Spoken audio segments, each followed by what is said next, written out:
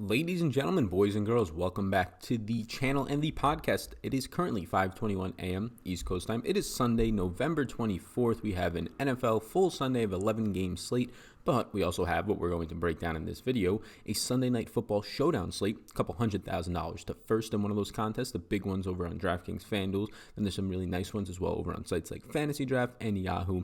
You can check all those out. It's between the Green Bay Packers and the San Francisco 49ers. I'm going to go through a list of players. I'll break them down. Only 13 players that I have listed on here. But once again, if you're going to enter anything more than really like 20 lineups or 15 lineups, I think that you should be adding more players in. We'll talk about which types of players those can be afterwards. But if you're only entering 1 to 5 lineups, which I'm sure the far majority of the listeners and viewers and my audience and you guys are listening to this, or then, you know what, it's good to have a tighter player pool. And if you're entering only 5 lineups, you shouldn't be playing just completely different lineups in every different person, 6 uniques, right? If a unique is a different person in a lineup, and if you have 6 different people in all 5 of your lineups, it's going to be a little bit hard to really bink anything. You're spreading yourself pretty thin there. So 13 players are listed here, the least that I've probably ever had. But it's an interesting slate where there's a lot of guys just priced up against a really solid defense, and then another one that has a pretty okay secondary, nice pass rush. So, we're going to get into this. Before we do, welcome to the channel and the podcast. If you are indeed new here, my name is Sal Vetri, and I do cover daily fantasy sports in the NFL, NBA, WNBA, and the MLB streets. We have NBA stuff going out every day. I urge you to check that out. But right now, NFL content on the channel as well. I'm sure you're watching this later in the day. Maybe you're chasing your winnings. Maybe you're chasing your losses, tailing your losses, whatever it might be. Best of luck on this Showdown slate. Linked up down below in the description are my social media accounts. I have an Instagram where I post just, obviously Instagram related content, but stories here and there about some things on my exclusive content on Patreon that is free. Patreon is where my exclusive content lives. Linked down below for NBA and NFL right now. We will be putting in some PGA content starting in January, starting in the new year once PGA starts back up. And the NFL is towards the end of things in the playoffs, but check that out. I put about 10 to 15 hours a week into YouTube videos and content on here on this platform and on the podcast. And then I also put around 25 to 35 hours a week into Patreon. So if you like what I do, there's more over on Patreon. I urge you, once again, follow me over on Instagram, and you can follow me on Twitter at SalVetriDFS. So that's all the plugs. Appreciate you. Linked up down below in the description are some free strategy guides on how to play NBA and NFL DFS. If you're interested, I believe there are some showdown tips for this type of a slate in there as well. So hit that subscribe button before we get into it. About to crush through 16,000 subscribers today. I appreciate all of you, maybe by the time you're watching this, but hey, join the community. It's totally free. And if you're listening on the audio version, 5-star rate and review for a chance to win a fantasy draft entry into their Sunday main event contest for next week. If you do that, it's totally free as well, and be entered into a chance to win. 3 people will win by next week, and usually only like 6 people do it a week, so you got like a 50-50 chance. You might as well do it. All right, here's the contest. We're going to go player by player. Again, 13 players in this pool right now. Interesting game. I think that you have a San Francisco team at a 48 over-under. They're 3-point favorites at home. This game got flexed from the 4 o'clock start to the night game, and honestly, I sit here as a Packers fan, but an anti-biased Packers fan, and say San Fran should have no problems beating Green Bay. There's only one thing that stands in their way. That's Aaron Rodgers in a primetime game in nice weather and not having to play in Lambeau Field. But they should have no problems. Looking at a high level here, they're going to have a huge advantage with George Kittle likely to suit up. The Packers have been one of the worst, if not the worst team this season against tight ends. They just cannot cover short crossing routes against big physical tight ends. They don't have the personnel to do it. George Kittle should have himself a day. They should have all the success in the world running the ball, the San Francisco team. Kenny Clark has been questionable for this game. It seems likely now that he will suit up, but even then you have a Packers team giving up the 4th most rushing yards per game, 3rd most fantasy points per game to the running back position against a team that likes to scheme and knows how to scheme to get their running backs into open space on this Kyle Shanahan offense. So that's concerning. And then number 3, the secondary for San Francisco is going to overpower the receivers for the Packers. You have Devontae Adams against Emmanuel Mosley. That's going to be a positive matchup for the Packers, but not as positive as it seems, although Adams' levels above the skill level of Emmanuel Mosley. Mosley has been elite this year, in my opinion. So far this season, Emmanuel Mosley has only given up 1.9, listen to this number's crazy, 1.9 receptions per game for 24.8 yards per game in coverage. Then you have Richard Sherman on the left side of the field. He just doesn't leave that side of the field. He'll be shutting down pretty easily and pretty handily the combinations of MVS, Allen Lazard, and Jake Kumerow that the Packers throw out there, very low samples and low doses of Jake Kumerow. And then in the slot, you'll have some Allen Lazard, he'll move there. Devontae Adams will surely move there, but on normal 3 wide receiver sets, you'll have on the outside Adams with a mixture of MVS and probably more Allen Lazard on the left side of the field getting taken away by Richard Sherman. And then in the slot, you have Quan Williams going up against Geronimo Allison. And Quan Williams over the last 6 weeks of the season has the best pass rating against in the slot in the entire league. The best slot corner over the last 6 weeks. He's top 5 in the league this season. It's a brutal spot in coverage, and then your other weapons, obviously, are your running backs and your tight ends. But just secondary-wise, these wide receivers are going to be overpowered. It doesn't take too much to take Devontae Adams, maybe not out of the game, but limiting him to a 7-8 catch performance for 80, 90 yards. It's not killing your offense. And then you have to have MVS try and beat you, who's been running no routes over the last 3 or 4 weeks. Some due to injury, some due to just losing his job to Allen Lazard. So, yeah, it's a really bad matchup overall on paper. So let's get into some of these matchups, starting with my yeses. I only have 3, and then I have a list of 10 maybes. There's really not that many guys who stand out. Pricing is priced up for really every single player on this slate, so it's difficult to want to recommend anybody. I think there's a couple spots that stand out to me, and those are the ones we'll talk about here. Devontae Adams for me is a yes. He's $9,400. I said he's going to avoid Richard Sherman. It's very easy to because Sherman just stays on one side of the field. Emmanuel Moseley, who he will likely see, has been playing great in the slot. When he goes there, Adams about 25-30% of the time. He'll get Quan Williams, who has been playing great. Again, Moseley has only given up 1.9 receptions per game, 24.8 yards per game in 10 games of action. I still trust Adams, especially around the red zone. He's going to be the fixated target of Aaron Rodgers. If the Packers, let's say, if Aaron Rodgers in this game has 6 red zone attempts, I feel pretty confident in saying that at least 2 are going to Devontae Adams, and I like that upside there. $9,400 is a fine price point, even in a very difficult matchup with a pass rush that can get to Aaron Rodgers since the O-line is dealing with some injuries, although getting much healthier over the last 2 weeks. Cole Madison placed on IR, a guard for the Packers, but more of a depth issue instead of a real main concern. So Devontae Adams, I feel confident in this guy seeing 10 plus more targets, a couple of red zone targets, and at that point on a showdown slate, you're not asking for much more. 9,400, if he scores 16, 17 fantasy points on PPR format where you can easily catch 7 balls, it's probably all you need even at that price tag. George Kittle at 8,400, he's likely to suit up, so track his status. Obviously, if he doesn't, then Ross Dwelley becomes a fantastic play at his price point. If he does suit up, I have no interest in Ross Dwelley. Kittle's going to go right back into his 90+% snap roll. I imagine this is the biggest game of the season for both teams. The winner is probably going to get a bye in the playoffs. Both teams might end up getting a bye, but the winner is more securely going to get a bye with only 3 games left for each of them, 4 games left for each of them. It's just a spot where if you look at every single tight end, the Packers have faced pretty much every elite tight end. You have Darren Waller, Hunter Henry, Travis Kelce, Zach Ertz. They're going to face Evan Ingram if he's healthy in time. They're going to face George Kittle now. There's somebody else that I'm leaving out, surely. Greg Olsen had a good game. He's not elite, but he had a great game against them. They can't cover tight ends. They can't cover short underneath crossing routes by tight ends. George Kittle, in my opinion, at 8,400 is the best pay-up option on the entire slate in terms of like captain or just rostering in your lineups. He is the priority on the slate for me as long as he's healthy.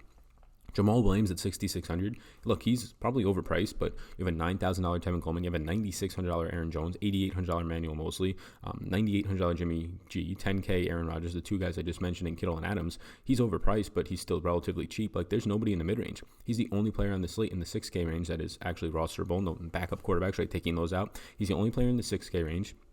There's nobody in the 7K range, and there's only 2 players in the 5K range, and one's the 49ers defense against Aaron Rodgers, who only has 2 turnovers this season, 2 interceptions. One bounced off the face mask of Darius Shepard, disgusting, couldn't catch the ball, literally hit his face. The other one, there's an alarm. The other one bounced off the chest of MVS when he was getting pass interfered with against the Eagles at the end of the game there. So I'm not paying $5K for a 49ers defense. I'm not paying $5,200 for likely a backup tight end now in Ross Dwelley. So let's just say there's virtually no options in the 5K range. There's virtually no options in the 7K range, and he's the only option in the 6K range. So there's a good chance you're going to just naturally land on a lot of Jamal Williams, or you're just going to leave like $3,000 on the table because all these players are rostered at 8K or above or 4K or below outside of a guy like Jamal Williams. So yes, I have interest. You're going to get Jamal Williams, a guy who's going to probably see 12 to 15 touches. He's very much involved around the red zone. He is not somebody who's a priority, and he's not a yes because of the fact that I think he's going to smash here. He's a yes because of the pricing. Like, he is 6,600. The guys below him, like we said in the 4K range, are guys like Raheem Mostert,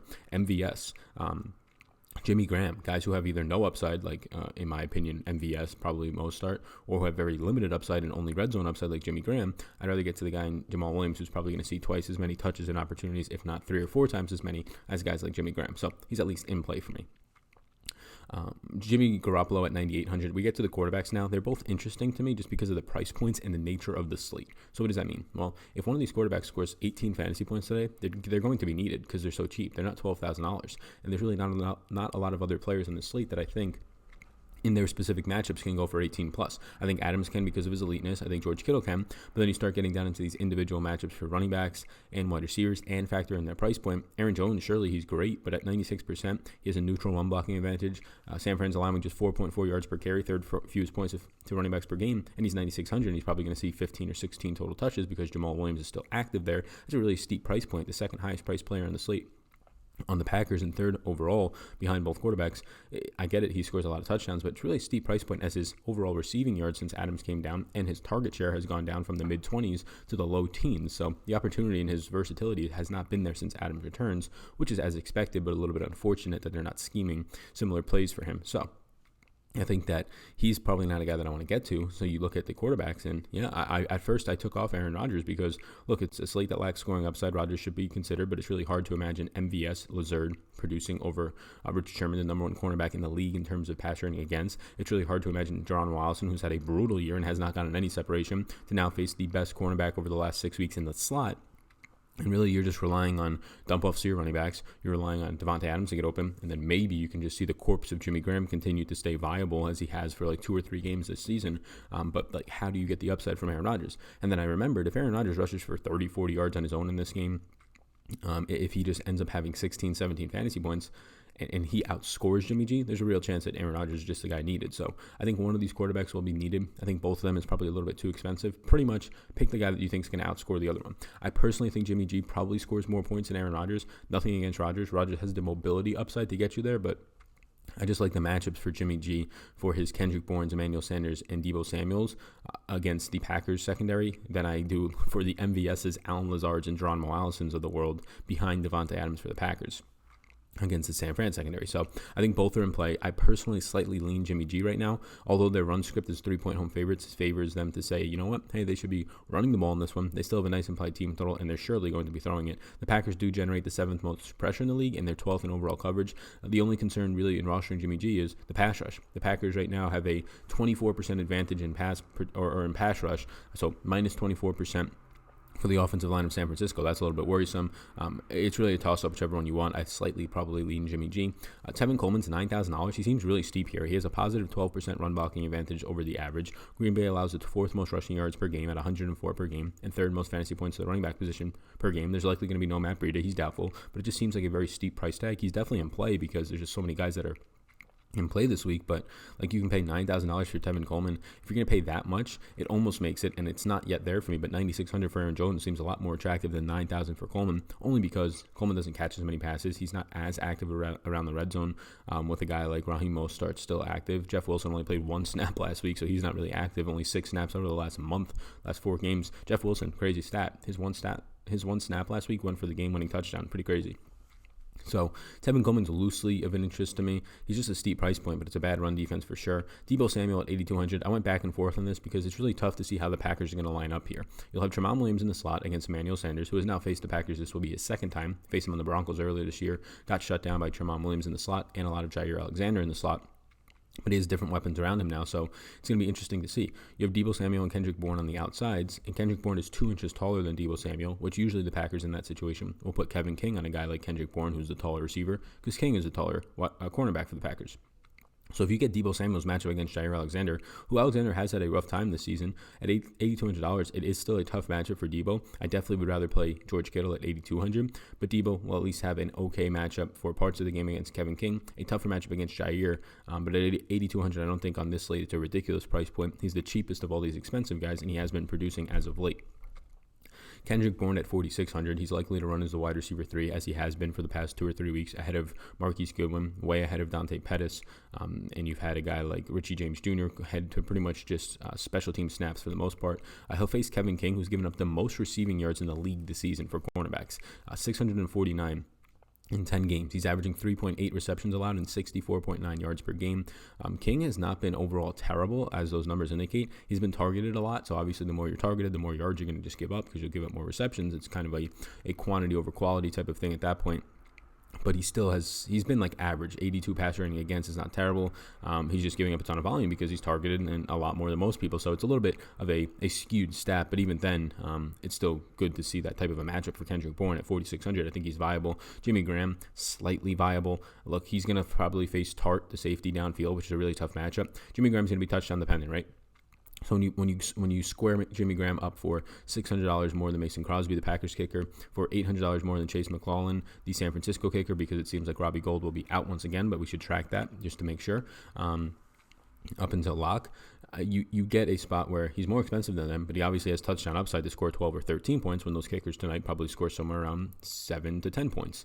So yeah, or 6 to 10 points even. So Graham is very touchdown dependent, but at his price point, he's definitely in play. Both kickers, I think they're very much in play. I think one of them will be needed on this slate, whether it's Crosby or McClellan. I think I just go for the cheaper one. They have similar field goal props in Vegas. So, yeah, I probably get to McClellan, the San Francisco kicker, more than Crosby. But, again, both are in play. Packers defense, if I had to pick a defense, I'd go there. They're just cheap. There's not a lot of cheap value plays on this slate that I think are viable. Surely there'll be people rostering Jake Kumru in his 3 routes run. He's run 6.6 over the last month of the season, 20 routes total over the last 3 games. I don't want that. There'll be people rostering Jeff Wilson and his 6 total snaps over the last 6 weeks. They'll see the touchdown last week. That was his only snap of the game. There'll be people rostering Allen Lazard and MVS against Richard Sherman at increased price points of $4,000 and $3,200. I think that's a little bit ridiculous. So I'm fine going to a Packers defense at $3,000. That we've seen Jimmy G make mistakes this year. He has 10 interceptions. We know that there's a really good pass rush on this Packers team. Preston Smith, Zadarius Smith. We also know that the offensive line for San Fran has been banged up for 2 months now, and they have a disadvantage this week. So not a priority play, but definitely in play. Kyle Juszczyk, he makes the list, but I do want to point out that he ran 16 routes last week. He's averaging only 9 routes per week. So yesterday was a little bit inflated. On the season before last week, he had 6 catches for 76 yards and 9 targets in 6 games. Last week, he had 7 catches for 63 yards on 7 targets. So in one game last week, he pretty much matches his season average or season totals in receptions. He outdoes that by 1 and comes very close to matching his yardage, and he sees 7 targets in that game where he only had 9 all year. So $1,600 Kyle Juszczyk, I believe, is overpriced in my opinion. I think more times than not, you'll see 1 to 2 targets out of this guy for a game. You'll see 1 to 2 receptions out of this guy in a game. I mean, he's only averaging 1.5 targets per game on the season. He's only averaging, before last week, 1 reception per game for around 12 yards. So I think that more times than not at $1,600, you probably get yourself 2 to 3 fantasy points out of, or 0 to 3 fantasy points out of Kyle Juszczyk. I'm going to put him right now, as we look at this, as a no. He's a maybe, but he was only a maybe because I wanted to discuss him. I know people are going to look at the game logs. I know people are going to get in the comments and go, Kyle Juszczyk, what do you mean? He just had 7 receptions last week. Okay. If you want to play everybody off of their performance last week, you could also go ahead and play Jeff Smith Jr., who had 1 snap and scored a touchdown, and you see how many times that works out for you. Kyle Juszczyk is surely cheap at $1,600 relative to the other players on the slate, but if I told you more times than not, he's going to project out in my model right now for about 2.5 fantasy points or 2.1 fantasy points. He's not winning a tournament. If he catches 2 balls for 20 yards for you and has 4 fantasy points at $1,600, he's probably not winning you a tournament. So he has to do what he did last week, or at least not that to that extent, but he probably has to score you 6+ fantasy points before he starts becoming viable, right? Start matching or outscoring those kickers. So at 2 catches for 20 yards, which I think would be above average performance for him in this game, it definitely would be based on his season totals, and not just last week's totals. Then yeah, I probably don't want to get to Kyle Juszczyk. I think there's low upside in that type of a fullback, although he is schemed into this offense. I think he probably runs 10 to 12 routes in this game. He probably sees 1 to 2 targets, and at best he catches both for about 15 to 20 yards. Lastly, Aaron Rodgers at $10,000. Again, I touched on this earlier. I had him originally out because I just hate the matchups for MVS and Lazard against Richard Sherman, for John Watson in the slot, for Jimmy Graham against Tart. Devontae Adams' matchup is brutal against Emmanuel Mosley. He's just a very good, obviously, wide receiver, in my opinion, top 5 wide receiver in the game when healthy. So yeah, it's a spot where Rodgers is in play. It's a toss-up between him and Jimmy G. He's $200 more expensive than Jimmy G. I don't really have a strong stance on it. If you want to play him, it's fine. It's a terrible matchup. I'd probably go to Jimmy G. Aaron Jones, I'm not going to get to here just because of the price point. $9,600, I prefer Devontae Adams, George Kittle. In that price range, I prefer Tevin Coleman. Slightly in that price range, I prefer Jimmy G in that price range, so I just can't play all these guys, right? I'm trying to cater this video to the people making 1 to 5 lineups. If you're playing 20 to 50 to 150, yeah, have obviously Aaron Jones in some of those.